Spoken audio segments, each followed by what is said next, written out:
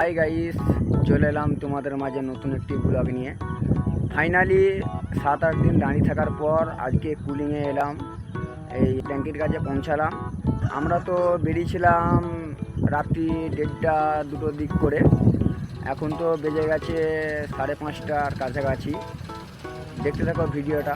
So guys, দেখতেই পাচ্ছ, আমরা ভেবেছিলাম যে আমরা আগে চলে আসব, কিন্তু কিছু করার নয়, আমাদের আগে 2-3টে গাড়ি ঢুকে গেছে। ওদিকেটা একটা গাড়ি দাঁড়িয়ে আছে, এখন ভোরের টাইম।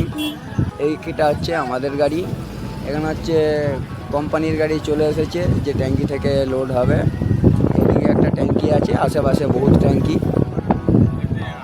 সো গাইস, দেখতেই পাচ্ছ ট্র্যাক্টরে করে কীভাবে জালটা টানা চলছে। ঠান্ডাকালে লেবারদের প্রচুর কষ্ট। ট্যাঙ্কি থেকে মাছ ধরা চলছে, দেখতেই পাচ্ছ।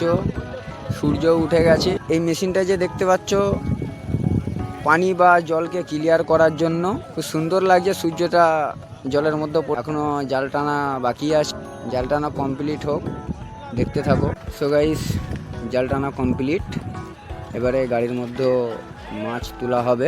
চলে আসলাম সামনের দিকটা তোমাদেরকে ভালো করে দেখানোর জন্য। সো গাইস, দেখতেই পাচ্ছ জালের মধ্যে প্রচুর প্রচুর প্রচুর নানা করে 3-4 গাড়ি লোড হয়ে যাবে, 12-14 চাকা। এদিকে লেবারদের রান্না চলছে। এখন আপাতত 3টে গাড়ি তোড়জোড় চলছে, 3টে গাড়ি লোডিং হবে। হিসাবে গাড়ি থেকে ক্রেট নামানো চলছে।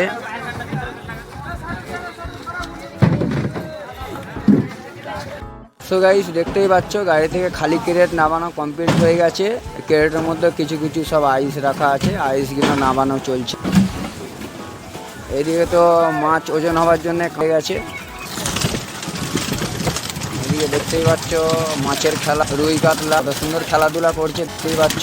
এদিক থেকে তুলা চলছে জাল থেকে ডাইরেক্ট।